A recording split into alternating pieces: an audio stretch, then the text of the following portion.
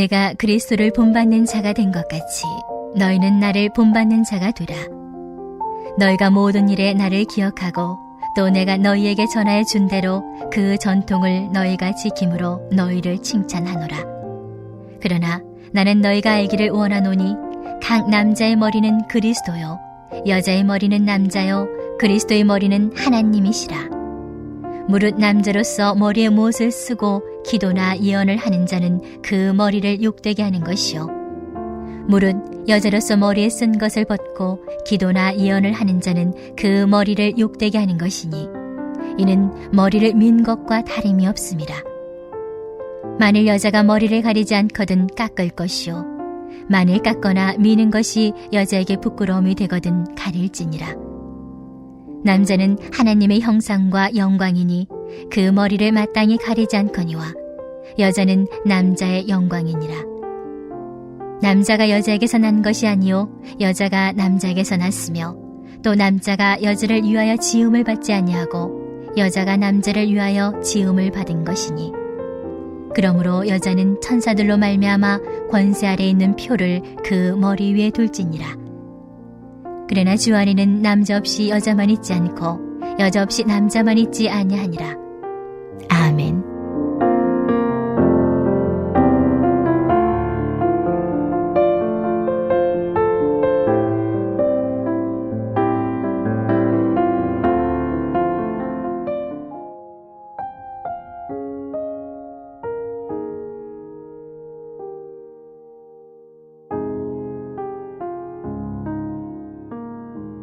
저희 신학교에 같은 해에 입학한 분들이 신학대학원에 한 230명 되는데 그중에 제가 기억하기로는 40명 정도가 이 여자분들이었습니다. 그래서 이 본문은 아주 민감한 본문이었습니다. 잘못 해석하면 남자들만 교회의 지도자로 세워야 된다. 혹은 남자들만 목사가 되어야 된다. 그때 이미 저희 교단은 목사 안수를 여자분들에게도 허락하던 시기였거든요. 그런데 오늘 본문을 잘 들어보시면 놀라운 내용들이 들어 있습니다. 2000년 전에 고린도 교회에서 여자분들의 지위가 어떠했는지를 우리가 분명하게 알게 됩니다. 이 고린도라는 도시 안에 교회가 있기 때문에 고린도를 벗어나기가 쉽지 않습니다. 우리도 대한민국에 있기 때문에 미국 교회는 가면 교회 처음 오신 분들도 뭐 서로 안아주기도 하고 그렇게 하지 않습니까? 아마 한국 교회에서 제가 목사가 앞에 서서 처음 오는 여자분들 안아주면 이제 금방 소문이 날 겁니다. 저 교회 이상하다고. 그런 문화 안에 우리가 살고 있는 것입니다. 문화 안에서 진리를 어떻게 지킬 것인가. 사도 바울이 10절의 마지막이기도 하지만 또 11절의 첫 부분이기도 한 나를 본받으면 된다. 놀라운 선포입니다. 우리 1절 다시 한번 볼까요? 내가 그리스도를 본받는 자가 된 것 같이 너희는 나를 본받는 자가 되라. 우리 이제 10월 24일 날 목요일 날 우리가 속한 교회에 노회가 있습니다. 서울 동북노회. 서울을 기준으로 동북 쪽에 있다고 해서 구리, 남양주, 또 포천 일부 지역이 그렇게 속해 있는 노회인데 노회 가면은 당연히 선배 목사들도 계시고 또 후배로 좀 늦게 신학을 공부하거나 나이가 어린 분들도 있죠. 그런데 과연 그 노회 자리에서 연세가 지긋하신 누가 봐도 저분은 참 우리 선배시지 하는 분이 여러분 나를 본받는 자가 되십시오 라고 했는데 그걸 누군가 비난하지 않고 그래 우리도 저분만 본받으면 되지 라고 하면 정말로 놀라운 일들이 일어날 것입니다. 오늘 우리가 그런 일들을 잃어버린 시대를 살고 있습니다.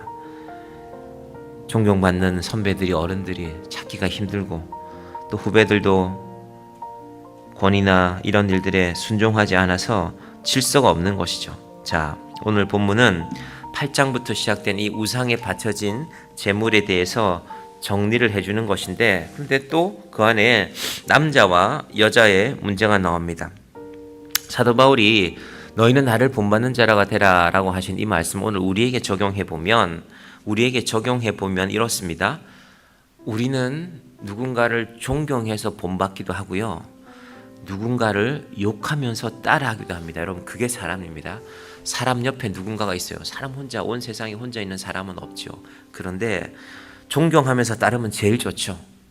우리 교회에 저런 분이 계신데 내가 저런 분 따라서 예수 믿어야지. 그러면 제일 좋은데, 반대로 누군가를 비난하면서도 저러면 안 되는데, 그런데 또 어느 날 나를 보면 내가 그러고 있네, 내가 저러고 있네. 여러분, 이게 바로 사람입니다. 사람은 서로에게 거울 같아서 서로 닮아갑니다. 우리가 오늘 첫 번째 설교의 권면은, 하나님, 제가 부족함이 많지만 누군가 저를 보고 있습니다. 저는 목회자로서 누군가 저를 늘 보고 있겠죠. 우리 교인이건 세상 사람들이건.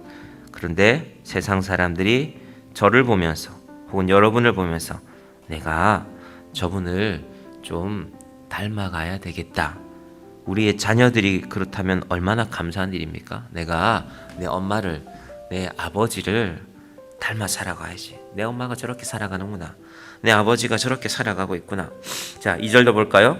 너희가 모든 일에 나를 기억하고 또 내가 너에게 전하여 준 대로 그 전통을 너희가 지킴으로 너희를 칭찬하노라. 이 전통은 어떤 전통일까? 믿음의 전통이죠. 아름다운 전통, 진리를 따라 살아가는 전통을 지키는 자들도 분명히 있다는 것입니다. 사도 바울이 고린도 교회에 많은 것을 지적한다고 해서 다 문제가 되느냐? 그렇지 않습니다. 그 중에는 어떤 사람들은 끝까지 바울 선생이 이렇게 가르쳤으니까 나는 이거 지켜가야지. 그런 분들이 고린도 교회 안에 있었다라는 것입니다. 그래서 사도 바울이 칭찬합니다. 그러나 그리고 그 다음 이야기를 이어갑니다. 3절 같이 볼까요? 그러나 나는 너희가 알기를 원하노니 각 남자의 머리는 그리스도요 여자의 머리는 남자요 그리스도의 머리는 하나님이시라. 머리와 몸으로만 이렇게 표현을 하니까 여자들은 무조건 남자들을 따라야 되나 봐. 때로는 따라야 될 일이 있죠. 그런데 여러분, 머리와 몸을 우리가 머리가 더 높다, 몸은 낮다로만 해석하지 말고, 여러분, 몸이 없이 머리만 존재할 수 있습니까? 그건 귀신이죠. 머리만 둥둥 떠다니면. 머리는 몸과 함께. 그리고 몸이 있는데 머리가 없으면 어떻게 됩니까? 그것도 이상하죠. 끔찍하지 않습니까? 그래서 우리는 먼저 머리와 몸이라는 이 3절부터 5절 사이의 내용에서 첫 번째 내용은 하나님께서 머리의 우월함을, 머리의 결정권을 말하는 것이 아니라, 우리 어디 가면 저 사람이 여기 우두머리다, 저 사람이 여기 머리다, 뭐 대장이다, 이런 표현들을 흔히 하는데 그것이 중요한 것이 아니라, 그러면은 그리스도의 머리는 하나님이라고 이것이 먼저 중요한 내용입니다. 예수님께서도 하나님의 아들이셨지만 기꺼이 하나님께 그 질서에 순종하셨다. 십자가에 달리시는 그 엄중한 말씀을 지켜내셨다. 그래서 3, 4, 5절의 첫 번째 주제는 차별이 아니라 하나님께서 교회 안에 차이를 두셨다라는 것입니다. 사랑하고 돕고 하나가 되어서, 머리가 잘 생각하기 위해서는 머리에 영양분이 잘 공급이 돼야 되겠죠. 그러려면 입은 잘 먹어야 될 것이고 몸은 또 적당히 운동을 해야 되겠죠. 그래야 머리가 항상 선한 일들을 생각하지 않겠습니까? 그리고 머리가 깊은 고뇌가 있을 때 깊은 고민 끝에 뭔가를 결정하면 몸은 따라야 되겠죠. 깊이 고민하셨구나, 하나님께서 혹은 교회의 지도자가. 그것이 바로 차별이 아니라 각자의 맡기신 역할에 따른 차이의 문제입니다. 근데 여기에 이제 문화의 문제가 나옵니다. 4절 볼까요? 무릇 남자로서 머리에 무엇을 쓰고 기도나 예언을 하는 자는 그 머리를 욕되게 하는 것이요. 5절 무릇 여자로서 머리에 쓴 것을 벗고 기도나 예언을 하는 자는 그 머리를 욕되게 하는 것이니. 한마디로 말하면 남자들은 쓰지 마라, 여자들은 벗지 마라, 머리에 쓴 것을. 그 당시에 고린도 지역에 황제를 숭배하는, 이 황제 숭배하는 제사장들이 입고 있는 옷이 있습니다. 이걸 토가라고 하는데 가끔 여러분 영화 같은 데 나옵니다. 길다란 남자 외투인데, 요 무릎까지 내려온 외투인데 머리에 두건이 달려 있어요. 그걸 쓰고 제사를 지내요. 그러니까 그 의미는 신 앞에서 내가 겸손하게 함부로 내 얼굴을 드러내지 않겠다는 걸로 그 당시에 고린도 사람들이 제일 많이 본 거거든요. 제일 많이 본 것. 우리가 강화도에 가신 분들 한번 기억해 보시면, 영국 성경의 선교사가 이곳에 어떻게 예배하는 건물을 지을까, 예배당을 지어야 되는데 조선 사람들이 어디로 가는 걸 본 거죠. 그때 강화도에도 절이 많았거든요. 그때니까 당연히 가보고는 이 사람들은 이런 곳에서 그들의 종교적인 행위를 하는구나. 절에 가서, 사찰에 가서 뭐 부처님 앞에 빌고 하는 걸 보면서, 그래, 건물은 이렇게 짓자. 그러나 이곳은 불경을 드리는 것이 아니라 불경을 가르치는 것이 아니라 하나님께 예배하는 의미를 살리자 하게 된 것입니다. 고린도 사람들은 사도 바울이 전하는 복음을 듣고도 하나님께 우리가 예배하는구나. 그러면 우리가 보니까 로마 황제에게 제사 지낸 사람이 이런 옷을 머리를 뒤집어 쓰고 하니까 우리도 따라하자. 그러하지 말라는 것입니다. 그거는 이방신들을 섬길 때 하는 것인데 너희가 왜 그런 것을 따라하고 있느냐? 그것이 바로 남자로서 머리에 무엇을 쓰고 기도나 예언을 하지 말라는 것입니다. 여러분, 기도는 우리가 잘 알고 있는 그 기도라고 생각하시면 되고요. 고린도전서 11장에서 말하는 예언은요, 미리 어떤 일을 안다 하는 미리 예자가 아니라요, 맡길 예자입니다. 맡길 예자. 맡긴 말씀을 한다는 건요, 이건 한마디로 설교하는 것입니다.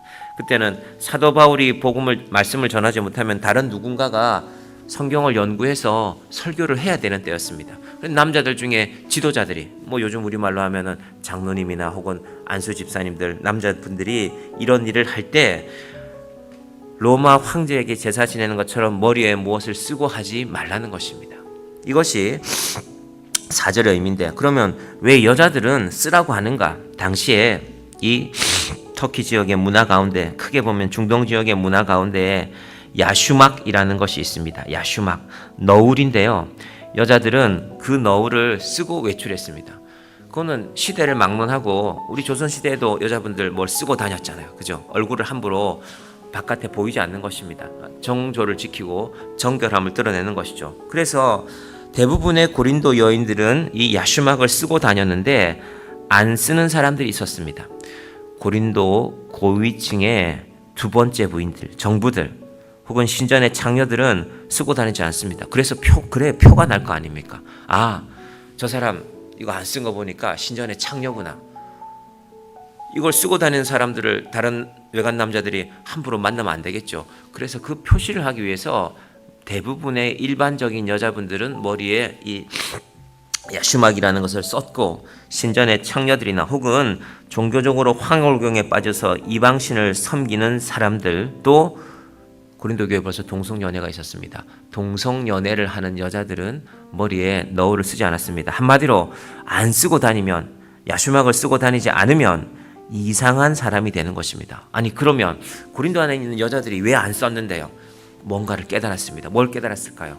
하나님 안에서 남자와 여자는 동일하구나. 중요한 것이죠. 하나님이 남자와 여자를 똑같이 사랑하시는구나. 그분은 차별하지 않고.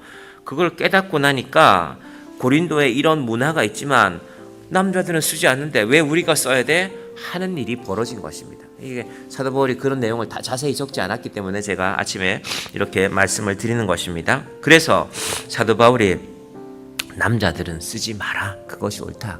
여자들은 너희들이 깨달은 것이 맞다.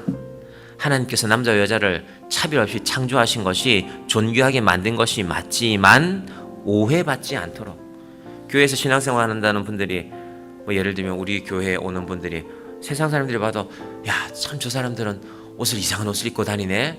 이상해. 사람들은 옷으로 판단하지 않습니까? 그래서 오해받을 일은 하지 말자는 것입니다. 왜? 복음의 영광이 가려지기 때문에. 이 고린도전서 11장의 의미가 그런 것입니다. 이것을 제대로 해석하지 못하면 오늘날 일부 보수적이라는 교단에서는 지금도 여성 안수를 올해 총회에 또 주제로 삼은 그런 교단들이 있습니다. 보통 교단들이 9월 달에 총회를 하는데요. 이제 여성 안수를 줄 때가 되지 않았는가? 여성 안수를 주자고 하는 사람들은 이렇게 제가 방금 이 해석을 하는 것이고, 그렇지 않은 사람들은 그 반대로 해석하는 것이죠. 그런데요, 5절 다시 보십시오. 무릇 여자로서 머리에 쓴 것을 벗고 기도나 예언, 아까 제가 예언 뭐라 그랬습니까? 설교라 그랬잖아요. 이미 고린도 교회에 이 여성 신학자들이 이 내용을 분명하게 주장합니다. 저희 신학교 다닐 때도 이 부분을 해석해서 발표할 때 제가 한 이 여자 전도사님이 이렇게 발표하던 거 기억납니다. 헬라 원문을 띄워놓고 사진도 띄워놓고. 고린도 교회에서는 그 당시에 이미 여성 지도자들, 여러분 바울이 인도하던 세워진 교회에 많은 여성 지도자들이 있었거든요. 그들이 대표 기도도 했고 그들이 설교도 했다는 것입니다. 우리가 잘 깨닫지 못하는 부분입니다. 오늘 설교는 여기서 마무리하겠습니다. 우리 교단의 총대가 전부 1,500명 정도 지난 9월 달에도 모여서 했는데, 그 1,500명이 원래 우리 교단이 약속한 게 있습니다. 노회끼리 우리가 여자 총대들이 너무 적으니까 교회 구성원 가운데 여자분들이 많은데 대체로 여자분들이 더 많죠, 남자분들보다. 그런데 여자 총대가 너무 적다. 최소한 각 노예들은 10%씩은 여자 총대들을 뽑아서 총회로 보내라. 올해도 가을에 가면은 봄에 보통 그런 선거를 하는데 그런데 지켜지지 않습니다. 여전히 100명이 되지 않습니다. 교회 가보면 여자분들이 더 많은데 총대에는 남자분들만 주로 있습니다. 남자들이 뭘 잘못하는 것이 아니라 오늘 고린도전서를 보면은 예수님께서 생각하시는 사도 바울이 제시하는 교회 구성원의 차이와는 좀 아직도 동떨어져 있다는 것입니다. 차별하지 말고 차이를 인정하고, 그리고 여자 없이 남자가 태어날 수 있느냐? 아담을 먼저 만드셨고 그 다음에 하와를 만드신 것이 맞지만 하와 이후에는 어떻습니까? 어머니 없이 태어날 수 있는 사람이 세상에 어디 있습니까? 여자 없이는. 그리고 그 여자도 아이가 생겨나는 과정에는 남자 없이는 태어날 수 있는 사람이 없다. 이건 뭡니까? 서로 차이를 인정하고 서로 돕는 것이 그리스도의 신비라는 것입니다. 하나님께서 이 고린도전서 11장을 통하여서 우리 교회가 하나님께서 남자와 여자를 만드는 것이 이런 것이구나. 뒤에 있는 말씀들도 중요합니다. 우리가 다시 한번 보겠지만 하나님의 영광을 가리지 말고 하나님이 동물들을, 온 세상의 생물들을 종류대로 만드신 것처럼 특별히 사람을, 물론 동물들도 암수가 있지만 사람은 남자와 여자로 만드셔서 선하게 가정을 이루고 아름답게 가정을 세워가고 믿음 안에서 아름답게 교회를 이루게 하신 이 말씀이 온전히 세워지는 우리 교회가 되기를, 또 여러분의 가정이 되기를, 특별히 1절 말씀처럼 너희는 나를 본받는 자가 되라. 저는 목사로서, 여러분은 교회의 각 자리에서 지도자로서, 또 특별히 우리 가정에 자녀가 있으면 우리 아이들 앞에, 아이들이 어릴 때야 엄마 아빠 따라해 하기 쉽지만 아이들이 20살, 30살 돼서 장가가고 시집 갔을 때 얘야 세상 살기 만만치 않지? 그런데 엄마 아빠도 고민이 많지만 기도하면서 이런 결정을 내렸다. 너도 나를 본받으면 어떻겠느냐? 여러분, 이 믿음이 우리 가운데 함께하기를 주님의 이름으로 간절히 축원드립니다. 기도하겠습니다. 하나님 아버지 감사합니다. 고린도 안에 많은 문제들이 있었는데 그 문제들이 고스란히 교회 안으로 들어왔습니다. 사도 바울은 세상의 문화를 본받지 말고 세상의 모습을 따라가지 말고 너희는 나를 본받는 자가 되라고 담대하게 선포하고 있습니다. 하나님, 우리 인생에도 이 선포가 있게 하여 주시옵소서. 우리의 사랑하는 자녀들에게 얘들아, 나를 좀 본받으면 안 되겠니? 얘들아, 엄마 아빠가 부족함도 많지만 그래도 믿음 안에서 살아가려고 애쓰고 있단다. 너희 인생에 어려운 문제가 있을 때 엄마 아빠를 잘 보고 배우기를 원한다. 하나님, 이 놀라운 고백이 우리 교회 안에서도 우리는 누군가를 보고 배웁니다. 아버지 하나님, 선한 것들이 보여지고 하나님의 진리와 그리스도의 사랑과 하나님 안에서 믿음의 형제와 자매들을 사랑으로 세워가는 정의한 교회가 될 수 있도록 주여 우리를 도와주시옵소서. 말씀 안에서 말씀 따라 행하는 교회가 되게 하여 주시옵소서. 예수님의 이름으로 기도드립니다. 아멘.